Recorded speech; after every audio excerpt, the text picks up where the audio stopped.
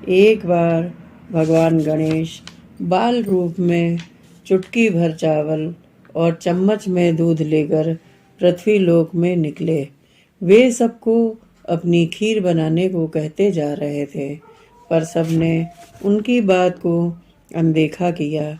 इसी दौरान एक गरीब बुढ़िया ने उसकी खीर बनाना स्वीकार कर एक भगोना चूल्हे पर चढ़ा दिया। इस पर गणेश जी ने घर का सबसे बड़ा बर्तन चूल्हा पर चढ़ाने को कहा।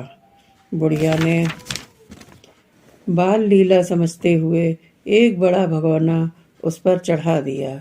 कुछ देर में ही एक चमत्कार हुआ। गणेश जी के दिए चावल और दूध बढ़ गए। पूरा भगोना उससे भर गया। इसी बीच में गणेश जी नहाने के बाद खीर खाने की बात कहते हुए वहां से चले गए। पीछे से बुढ़िया के पोते पोती आए तो भूख लगने पर बुढ़िया ने उन्हें वह खीर खिला दी। खीर बनते देख पड़ोसन को भी बुढ़िया ने कटोरा भरकर खीर दे दी। बेटे की बहू ने भी चुपके से एक कटोरा खीर खाने के साथ एक कटोरा खीर छिपा दी।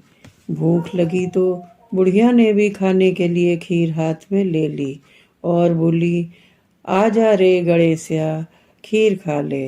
तभी गणेश जी वहां पहुंच गए और बोले कि मैंने तो खीर पहले ही खा ली। जब बुढ़िया ने पूछा कि कब खाई, तो वे बोले कि जब तेरे पोते पोती पड़ोसन व बहू ने खाई तभी मेरा पेट भर गया। इसके बाद जब बुढ़िया ने बाकी बची खीर के उपयोग के बारे में पूछा तो गणेश ने उसे नगर में बांटने को कहा। जब बुढ़िया ने खीर बांटी तो राजा को भी इसका पता लग गया। इस पर उसने बुढ़िया को अपने दरबार में बुला लिया। सारा माजरा जानकर उसने बुढ़िया का खीर का भगोना अपने पास मंगा लिया। पर राजा के महल में जैसे ही वह पहुंचा तो उसमें कीड़े मकोड़े व जहरीले जानवर गिर गए। यह देख राजा ने वह बर्तन वापस बुढ़िया को दे दिया, जो उसके घर ले जाते ही पहले जैसा हो गया।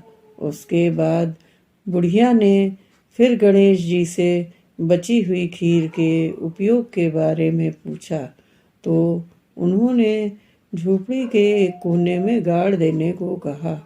ऐसा कहकर बुढ़िया रात में सो गई और गणेश जी उसकी झोपड़ी को लात मारते हुए अंतर ध्यान हो गए।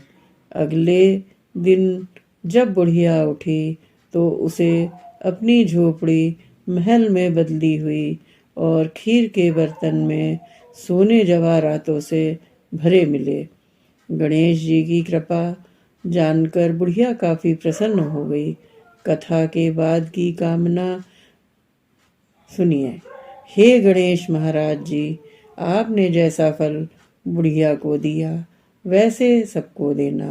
कथा कहने वाले और हुंकार भरने वाले और आसपास के सुनने वाले के भी सब भंडारे भरे रखना।